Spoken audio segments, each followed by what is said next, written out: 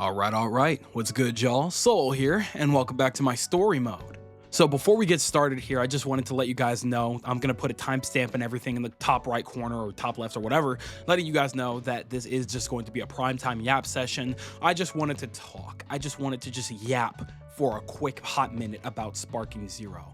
And I'm going into this with nothing scripted, just everything off the top of my head, just nothing planned, right? I thought about this on the way down, like from where I was coming from, and I was like, you know what? Let me just do this now because this is the only time I'm going to be able to do something like this before the game drops on October 7th, Monday at apparently like 6 p.m. or something like that. I think was it EST or I don't know, but either way, one way or another, it's dropping on Monday night, and I'm gonna be there. Once I pick that game up, it's gonna be impossible for me to put down. And I do want to make content on it, but this is more so than anything a discussion-esque channel, which I wouldn't mind doing gameplay. I've done gameplay stuff, but nobody really seemed interested in that. So I mean, I could modify it so it's a little more fun and more interesting if anybody's interested in seeing some Sparking Zero content, because like the rest of the world, I'm going to be playing daily. I'm going to be just doing whatever. And so if anybody wants to see content for something like that, maybe some fun online battles against me, maybe my friends, maybe just ranked matches online, just see how that goes, make a series out of that. I don't know. If anybody would like to see anything like that, by all means let me know, and I will be down to make some fun little edited compilations or whatever I decide to do. I'm definitely going to be making some kind of like a training arc situation video maybe for whoever I decide to play as for a main, and just kind of play it by ear from that point on. But regardless, this is just your final warning to let you guys know that this is just a primetime yap session, just thinking about Sparking Zero before it officially drops on Monday night. And I mean, technically it drops on the 11th, which would be that Thursday, but I mean, nobody's waiting until Thursday to play this game. Everybody and their mamas, if they have an opportunity to play that game as early as possible, they're going to take that opportunity to play it as early as possible. So that's precisely what I'm doing, and I just had a major life change that has allowed me a lot of free time, unfortunately and fortunately, however you decide to look at that. But regardless, let's talk a little bit about some Sparking Zero. Right now, it's absolutely insane how massive this game is in terms of just sheer just size. Like, not like actual size, like the game is only like what, not even 30 gigs on PlayStation 5. Insane, by the way. Insane how like relatively small that game is, how much space that game isn't going to be taking up. It's crazy to me, right? And what I mean by size is just how massive this game is. It's not surprising. It's Dragon Ball. Everybody and their mamas love some Dragon Ball, and everybody and their mamas, especially, young boys like me who grew up in the fields of Budokai Tenkaichi, the Budokai series, Raging Blast, and all that, just Dragon Ball video games in general. We grew up in a war zone. Okay, I introduced my friends to Dragon Ball. We got our hands on some Budokai Tenkaichi 3 on the PS2, and we were running the ones almost every other day. It was not a game, it was like that, okay? And so, obviously the games would evolve until it eventually reached Raging Blast 2, which would be the last thing that was as close as possible to the Budokai Tenkaichi series, which was almost a decade ago now. And so we have not had a real true blue Dragon Ball fighting game like this in well over almost 2 decades, it feels like, or just over a decade now, right? And of course, Dragon Ball FighterZ is good, but that's like a real ass fighting game. Like, that is like the closest it's a little goofy because it's just the mechanics are so ridiculous, but that is like a real ass fighting game. Like, that's still good, but there's a different energy, a very different energy about the Budokai Tenkaichi games and anything like it. And it's just, it's so impossible to explain having how different it is, having that free reign of the battlefield, having just so many different things. It's not like you're utilizing inputs to get the best outcome of a fight. You're utilizing just knowledge of that character, utilizing knowledge of the battlefield. You're going to run behind specific rocks, you're going to run behind certain buildings to charge up, or just utilizing whatever's within your arsenal, as opposed to you know, I mean that applies to most fighting games and things like that, but in Budokai Tenkaichi, it's just, it's so different, man. And it's crazy that I don't even feel the need to explain something like that, because everybody universally just understands what I'm talking about. Okay. And this game, this is the fun style that, you know, even though it is a little more unbalanced, which, you know, it makes it less of a real fighting game, something that you wouldn't see in like Evo or like real fighting game competitions. It's the fun kind that makes it even more intense than that of a regular fighting game, I think, in some aspects. You know, it's the fun aspect of hitting those crazy beam clashes against one another, or like y'all boosting into each other and throwing hands, and who could spin the joystick faster and things like that. It's a very, very different situation that makes these fights almost more, because they're so ridiculous, it makes it almost more intense. And that is the energy that me and trillions of others cannot wait to play on Monday night, which is why it's selling so incredibly well.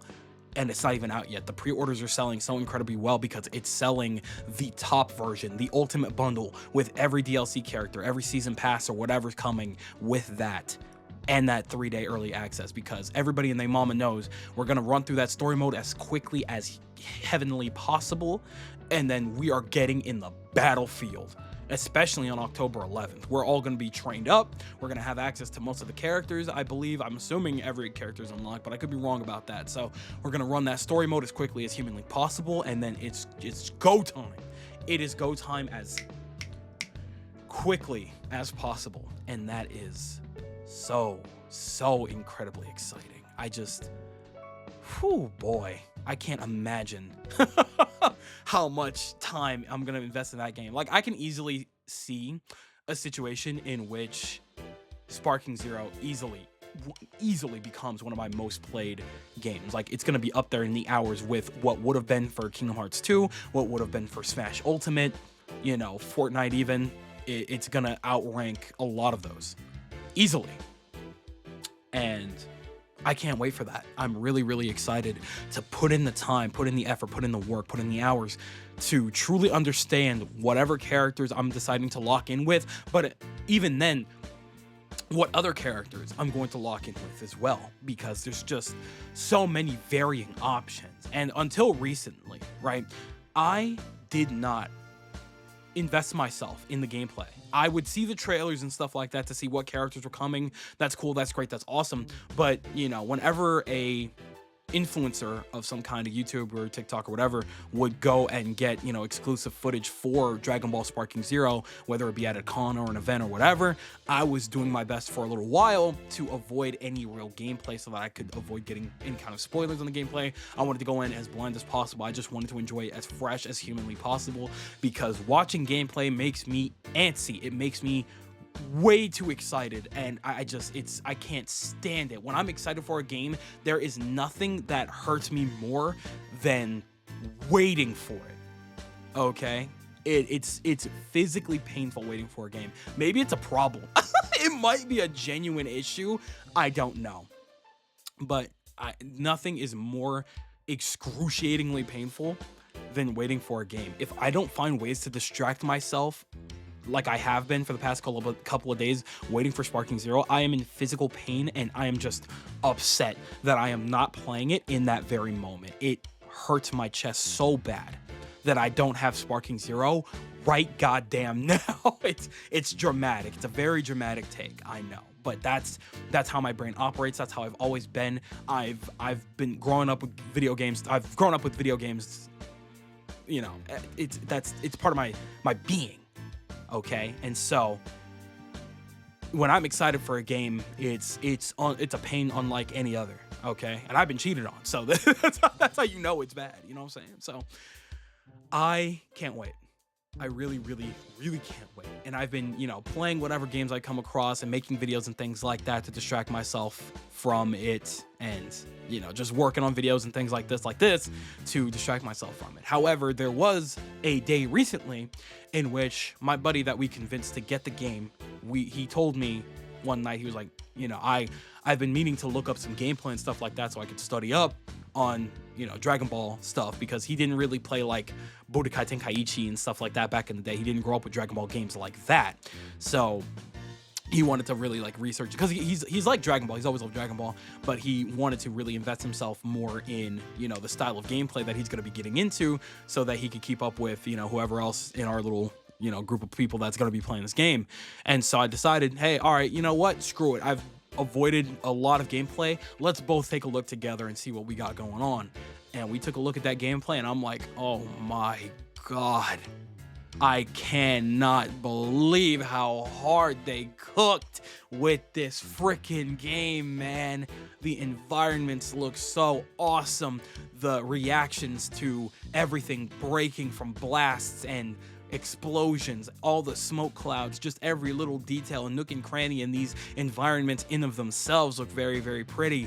But that's not even, you know, that's not even getting into the animations of the characters and the stylings and things like that. Now, a lot of people are arguing, of course, and it's going to be an argument for a long time, that Fighters Z still looks, or Fighters in general, still looks better than Sparking Zero. And I think that's a fair argument. You know, there are some things that look a little more awkward in Sparking Zero, and I think that the reason that I'm so willing to forgive it is because it offers, to me personally, it offers so much more than anything Fighters Z has going on, or Fighters, whatever anybody calls it.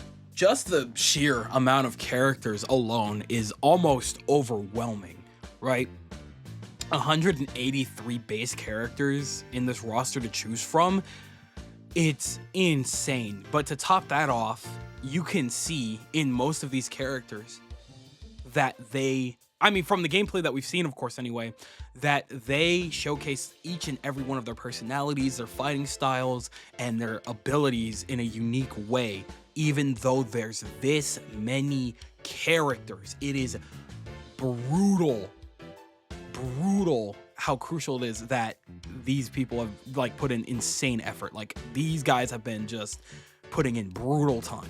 It is insane, and that alone makes this game just so much more worth it to me than anything Fighters has to offer.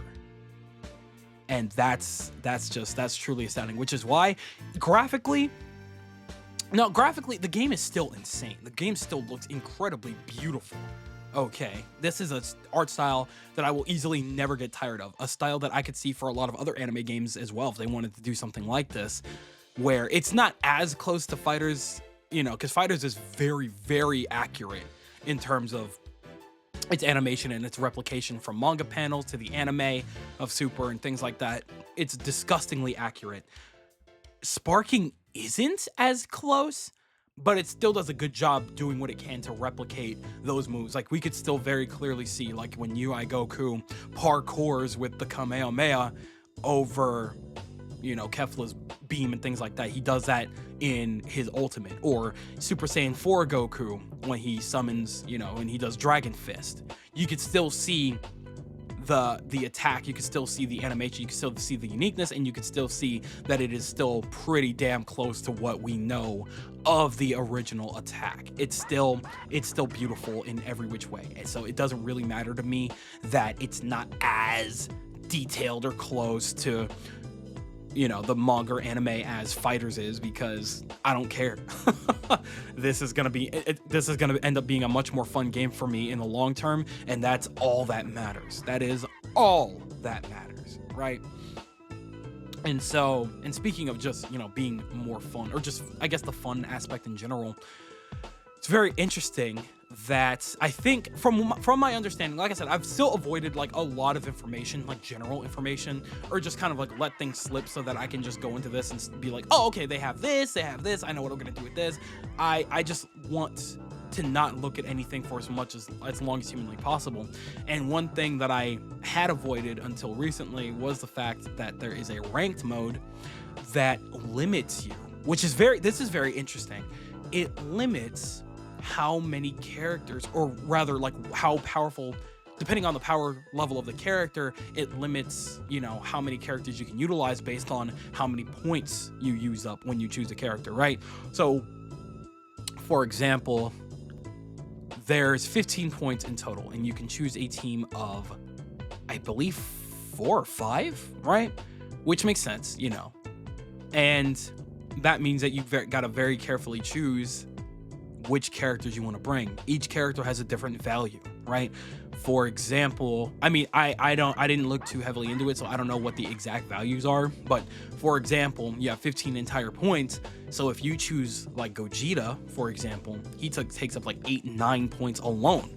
So it's just like, you know, and that's to be expected because this is a character that's going to be good. This is going to be a much stronger character than a lot of other people on that roster, which means if you're picking this character, you better be bringing the pain, because it's only fair that if you're picking Gogeta and I'm picking like Kid Gohan, Piccolo, Ginyu, or whatever, and they have, you know, less points, I'm picking those characters because I'm confident that I can fight with these characters because I know them well enough, in which, you know, I can take on Gogeta, which if you're picking Gogeta, that means you are willing to limit yourself because you feel like you have enough skill to take on multiple characters with a fusion, or, you know, Jiren or whatever that has probably also double digits alone.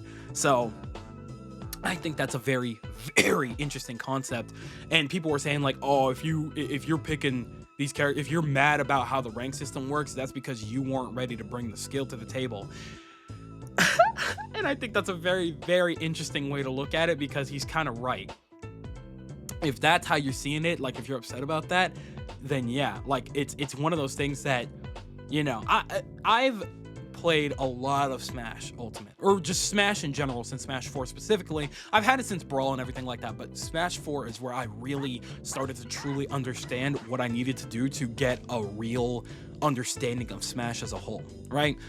And one of my favorite things about Smash was taking the time to spend time with a character that I was unfamiliar with and learning their full kit. Learning their kit was so important to me, because then it would also help me get a general understanding of the game in general, its mechanics, and as well as how to oppose this character when I would have to fight them, because knowing that character's kit means that I know what to avoid, what dangers lie ahead when I end up running into that character online. You know, I have a general idea now of how to use Luigi, for example. So I know specifically to avoid his grab at all costs, right?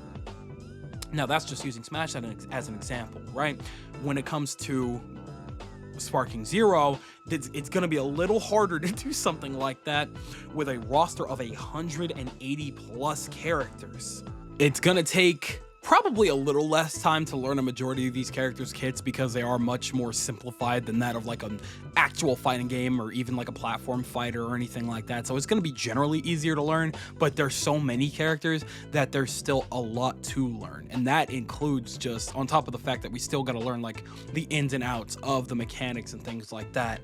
And so it's just going to be a lot to learn, but something I'm going to be willing to do, because again, I'm going to be playing this game for years on end. All of us are going to be playing this game for years on end. We're going to be spending an absurd amount of time with this game, right?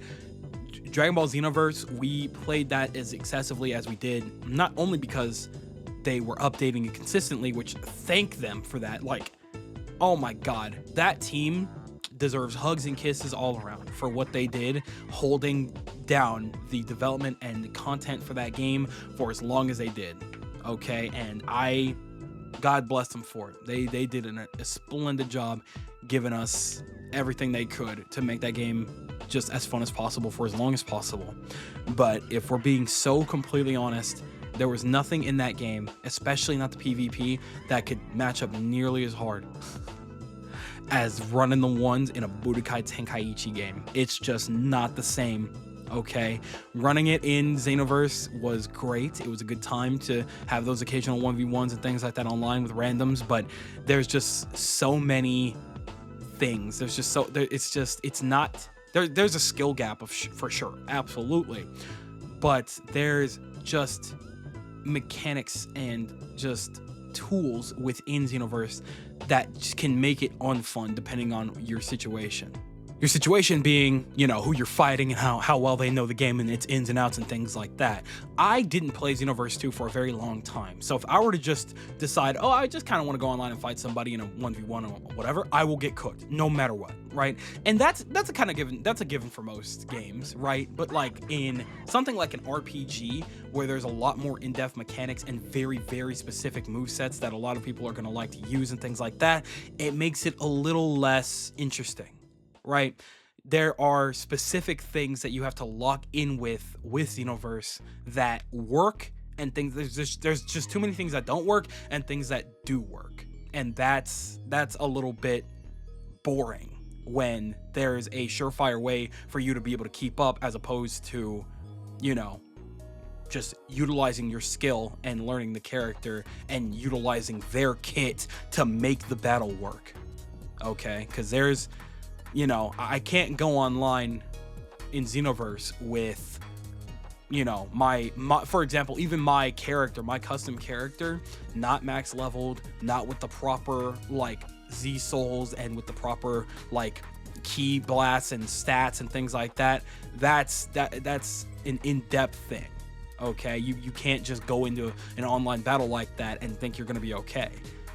In Sparking, you absolutely can pick Kid Gohan or Hercule or whoever you want, Boo, and you will be able to keep up based on your knowledge, based on how much time and effort that you put in to learn the battle.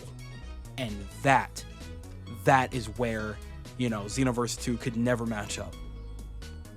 And again, you know, Xenoverse 2 is a MMORPG in my book. It is just a big old RPG.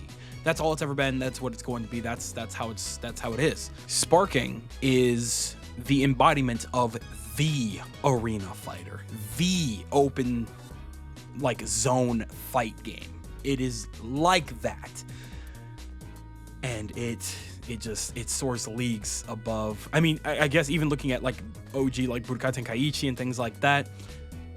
The only other game especially in the anime space, and when it comes to like arena fighters and things like that, could even remotely maybe keep up in terms of like how people played, was the Storm games, which, respect, you know, they had a definite like skills situation going on, in which it was a very similar situation in which whoever you pick, use their kit properly and you'll be fine.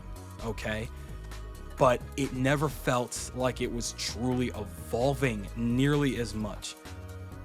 And now we're at Sparking, where this game series has evolved to a insane point, because of it was just such a massive jump from Raging Blast 2, if we're counting that. If we're not counting that, that means it's insane to jump from Budokai Tenkaichi 3 to this. Crazy, man. It's insane. So it's gonna be something. It's truly gonna be something to behold, to see all of these people, all of their friends running the ones. Everybody's gonna be up all night just fighting each other, just talking smack to their boys, and people are gonna lose and get angry, and they're gonna really take the time and just lab out whatever characters they can and learn their kits so that they could come in with a new strategy against their friends who have been playing Budokai games for their entire lives. And it's just gonna be such a beautiful thing. It's gonna be such a beautiful time for just togetherness and community, and just so much fun. These first couple of months, we're gonna see, you know, people are gonna be playing hard, and everybody's gonna be learning and things like that. Everybody's gonna be talking about it every day. There's gonna be a fall off. There's gonna be an inevitable fall off of a player base, and that's gonna happen. Things are gonna dwindle. People are gonna leave and come back and things like that. That's inevitable in the gaming space like this one. But this one's gonna last us a good while. I would be shocked if we saw another Dragon Ball game even remotely any time within the next 8 years after that. That's a dramatic take. We'll probably see one much sooner than that, but I would be shocked if we got another Dragon Ball game for a good while, or like anytime soon after this, because this is just the Dragon Ball game. Like I really don't know what else we would need. I mean, if they put out like a thing for Xenoverse 4 and like, or 4, wow, oh my goodness, Xenoverse 3, excuse me, in the next like 3-4 years, we'll lock in with that, absolutely. But we're not gonna need it for a while. This game is gonna last us for a hot minute, and that's awesome. I really cannot wait. And man, one other completely off topic, I always think about this, is that I was thinking about making a video for a while now saying to Atlus, like, guys, you made a mistake. You have made a critical mistake in releasing Metaphor ReFantazio on the same day as Spark. You, as an anime-esque, anything within that realm, as an anime-esque game from Atlus, you don't do. There's one thing that you should never compete with. If there's one thing you should absolutely never compete with on the shelves, it's Dragon Ball. Okay. Now it'd be one thing if it was Persona 6. People would be lined up, 1000%. But Metaphor ReFantazio, people are unsure. I mean, people have a general idea of what the game is now. You know, it's been a good while. They've advertised it very well. Marketing has been very good. But it's definitely going to be looked at as the not Persona game. Does that make sense? And because of that, you know, it's like, okay, Atlus is also releasing something, but, you know, we're in some tough times right now. And if I'm going to spend my money on something, it's going to be that elite version of Dragon Ball Sparking Zero, because that's what I'm looking for right now. However, don't get it twisted. I bought both. I'm going to be playing Metaphor as well on October 11th. But, you know, I'm going to go right back to Sparking at the end of the day. Like, it's just like, yeah, you know, what's that meme of the dude holding his girlfriend's hand? You know, and it's Metaphor, but he's looking back and it's at Sparking Zero. That's how everybody's gonna be. Everybody's gonna be playing some Metaphor, absolutely, but they're gonna go right back to Sparking, okay? Because that's gonna be a long ass investment. Metaphor, 100+ hour RPG. I want to spend as much time as I possibly can in the lab during these early days so that I can have my skill set ready to the point where it is embedded in my DNA. Like, if no matter what, like when I come back, as soon as I pick the controller up, I know what to do. Like I let my fingers do the talking. Okay. I want to have that same setup that I have with Smash that I've developed after all this time, after thousands of hours just playing the game.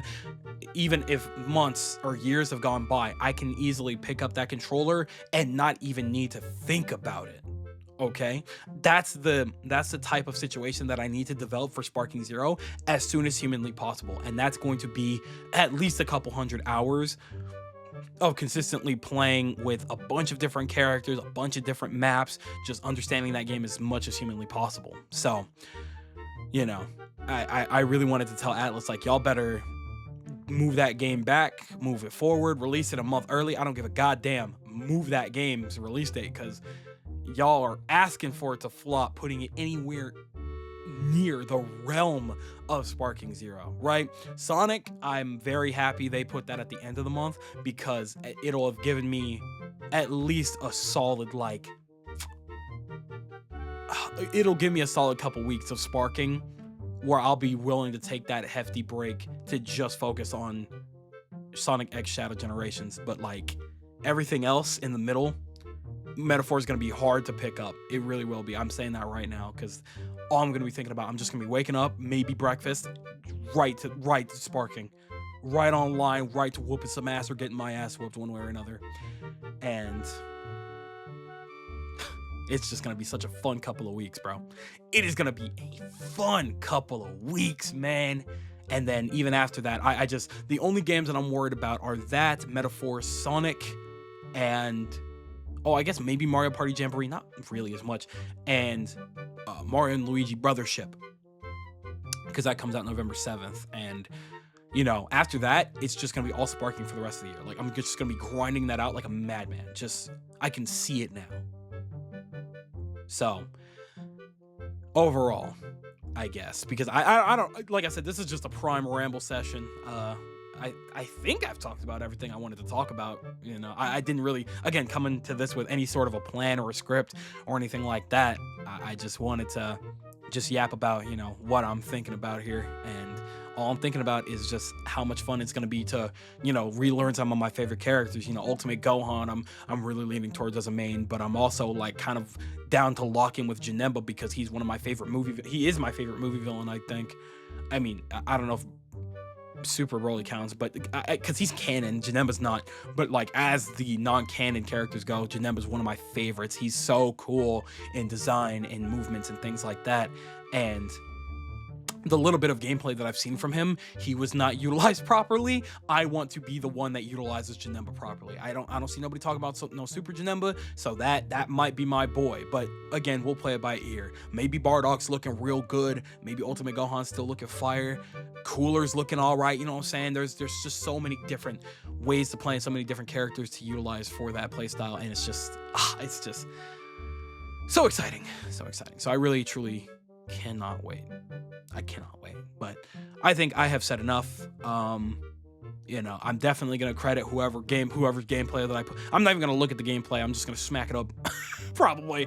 But thank you to whoever's gameplay I borrowed. Make sure you check out their channel. I'll probably link it in the description, depending on whoever's gameplay I grab.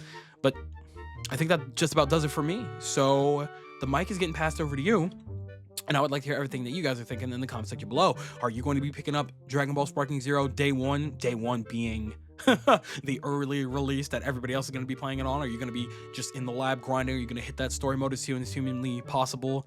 And you're just going to do everything in your power to just learn the game? Or are you actually not at all interested in Sparking Zero? This game is going to be the detriment of Dragon Ball games and gaming in general, and you have absolutely no interest in it. Tell me everything that you guys are thinking in the comment section below, because you know for a fact that I am always going to be down there with you guys. But with that, it does appear to be skedaddle o'clock. So I'm going to go ahead and do just that. I would like to thank you guys ever so much for watching. I truly do hope you enjoyed. Do me the greatest favor of dropping a like and a comment, and consider subscribing for more content just like this here. And with that, I'm Gonzo. Thanks again, hope you enjoyed, and I'll be seeing you guys in the next video. Do me the greatest favor, taking good ass care, and I'll see you all next time.